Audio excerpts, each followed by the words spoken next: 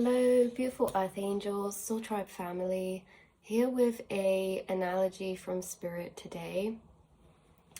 And it's really about how, as humans, we're kind of like books, and the world is a library. And yeah, we're just walking books. We all have our own stories. We all have our own chapters, different chapters. We've all wrote up to different pages in our books. We all have different covers. We all have different blurbs. And if we kind of look at ourselves like books, it's really interesting because in the world, not everyone likes to read. Not everyone can read. Not everyone likes to read the same books. Not everyone wants to read our book. Some people have left our book half read. Some people have left our book up on the shelf. Some people didn't see the value in our book or felt excited to read it rather. But there's so many people who you are their favorite book. You are their go-to book. You are the book that they have read over and over and over and over again, and they would continue to do so. You are the book that caught someone's eye and they knew that they had to read it. They just had a feeling in them that you were a good book. And there's people who are going to want to read your story, and there's people who are going to misinterpret your story. There's people who are going to read in between the lines and hear and see the deeper energy of your thoughts and of your cries. There's all of these different people in the world sharing different stories, walking around as their journey. And yeah, it was just this point about that, to look at ourselves like books. Not everyone's going to want to read us, but there are going to be many of people who are. And by reading, I mean really understanding, intrigued to learn about, because we all have our own stories and journeys, and you're someone who has, throughout your story and journey and your views and perspectives on life, have a lot to teach and inspire and show people. But it's kind of the point is that we can't open our pages and bring our book to others and just start reading. We have to wait for those people to want to open to read our book as well. And I feel like this is actually tied into the fact that you have this innate energy within you that is so natural to want to help others. And I think this is because you understand others to a deeper level, because you've had to understand yourself to a deeper level. You've read your book and you've wrote your book. And in fact, there's pages that you've gone back and rewritten. You know your story deeply. You are the creator of your story. But there's many people who don't want to read their own book. They don't want to look to the past. They don't want to read in between their own lines, and they don't want to amend any pages. And the thing is because you have gone back and read your story and fallen in love with your own story, this means that you've become such a beautiful, not only storyteller of your life, but writer, co-creator of your journey and story. And I think actually this makes you a very talented writer, creator, manifester. And I think books are the mind. So I just feel like, yeah, you understand yourself deeply and you like to help other people. When you hear about their journey, you get excited. You say, oh my goodness, how can this story continue on? Like this could happen, this could happen. So much potential that you see within others' journeys, and they might not always listen to your ideas or believe in the vision that you see for yourself or for them. But the point is looping back round to the fact that there's actually going to be people who read your story and say, wow, that's really beautiful, and take inspiration from you to continue writing in their story. It's really just all these different aspects about the fact that nothing is really personal, because just like books are a divine creation, a piece of art and creation just like you, and all art is subjective. And actually, it always says more about the other person than it does our book. Because if someone doesn't like your book and your book is full of romance and love, then that doesn't mean that your book is anything wrong with that, or it's written badly, or there's anything wrong with you or your book. Maybe they're just not into that. And that says more about them, because then we say, well, why? Why? Maybe because of their past experiences. Maybe because they have certain emotional connotations to romance from their own journey. So you see, energies you hold within yourself are not always going to be welcomed by other people from how they hold them energies within themselves. And really, it's so separate to you and me and who we are as beings, because, like I say, people can sometimes get triggered or reject pieces of ourselves that aren't really us. They're energies that anyone can experience. If you are walking around holding unconditional love, but someone doesn't accept that within themselves, they're gonna maybe make you feel a bit rejected. Because really, it's how we're all interacting with the energies that we're embodying.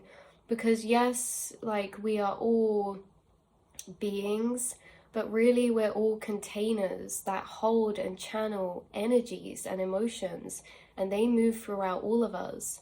You are the glass that may hold Coca-Cola. Maybe someone has had a bad experience with Coca-Cola and they don't want to drink it. You see what the point of what I'm saying is, that we are more than the emotions and energies that we embody. And actually, when we are interacting and going through life and finding certain people, soul tribe, relationships, connections, these are all how we kind of get taught who we kind of are. Because when you're interacting with someone, it's kind of like we are showcasing ourselves, our story, our being. And so when someone has a negative reaction to that, or misunderstands that, or isn't really interested, or blah blah blah, sometimes we can take that on personally, and it can damage our self-worth or esteem. But actually, what these people through this journey has been teaching us is that it's never really you. Everything's always a reflection of the self, and you are a reflection to other people of pieces of energy within themselves, and everyone treats those energies different within themselves. So yeah, it's just this point that everyone's different, everyone's unique. There's not one same story. There might be similar genres of stories, but there's not one same story, right? And if imagine the world's a library, what would you look like as that book in that library? Because I see you on a shelf, a hidden gem.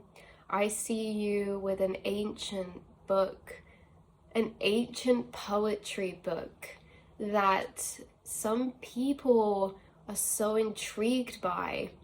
Some people open and they do not understand the language of your words. When you read like Old English and it's like, whoa, don't really understand that, Your soul is so ancient and it's so creative and abstract inside of your being that not everyone will understand. Not everyone can read in between the lines of your metaphors that are you, that is you. And some people are going to be dedicated to working out those analogies, those metaphors to your journey, yourself and you, and be so intrigued. And just the point of the fact of the matter is that our worth and value is not held within anyone else's opinion or judgment. We just simply hold our value and our worth as we are. And our value and our worth lies in that space of recognizing our differences. Because if your story was the same as another, then, what makes your story special is the fact that it's yours and that no one's perceived or experienced life through your eyes. And I think that's what makes your story. Not the things that happen to us, not the things that yeah, kind of create us to be, like our experiences. Really, what makes our story is how we choose to see it and write it. Because someone could see the same sunset and write about it in a completely different way. I could wake up and the sky could be grey and cloudy, and someone might look at that and say, ugh, you know, looks a bit miserable.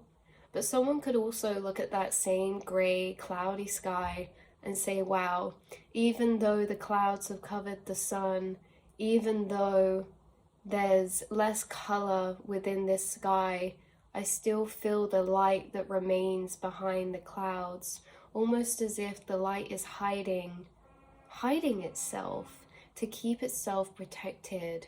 Maybe the light is being hidden by the clouds that are thoughts, and maybe those thoughts are clouding the sun because they're what's overwhelming in the mind that block out the light from shining clearly. Doubts, hate, shame towards ourselves, negative or opinions of less than love towards ourselves are the clouds. You see, it's all how we choose to see it and write it. And the way that your book is written is so beautiful because the way that you are, your brain is, and everything isn't just from your experiences. It's how you've chose to look at them. It's how you've chose to write that story for yourself and rewrite it. And that's what makes you so unique and special. And like I said, you are this ancient poetry book that is so beautiful, and you really are a hidden gem here in this world. And like I say, regardless of someone who's left you up on a shelf, regardless of someone who's flipped for a few pages and stopped reading, nothing is really personal, It's all doesn't change the fact or value of our book and our story and our journey. So just keep being you. Just keep being you, and remember that, yeah, the world is a library. We are all books. And yeah, we're the co-creators and writers of that. So I love you so much. Just wanted to share this with you guys as kind of food for thought to think about, because this analogy, like we say, just stretches in so many different ways. Because like I said earlier about everything, you might be someone's book left up on the shelf, blah, blah, blah. You're also the book that someone saves for a rainy day. You're also the book that someone reads to put them to sleep just before bed, their bedtime thoughts, their daydreams. You're also the book that someone takes on holiday with them as a safe space. You're also the book that someone snuggles up on a Sunday with a cup of tea to read. Like, your energy is never defined by the outside. You always just are, and it's really about cherishing those who see your value, cherishing those who want to read your book, and cherishing those who see you for who you really truly are, because that comes with understanding. Like we said, you're that poetry book. Not everyone's going to understand those kind of metaphors and that artistic kind of analogizing or anything. And the ones who do understand are the ones who think in a similar way and can appreciate your beauty of your journey because they've met themselves to that same depth as well. So yeah, I love you so much, and I'll see you guys all in the next reading. Mwah.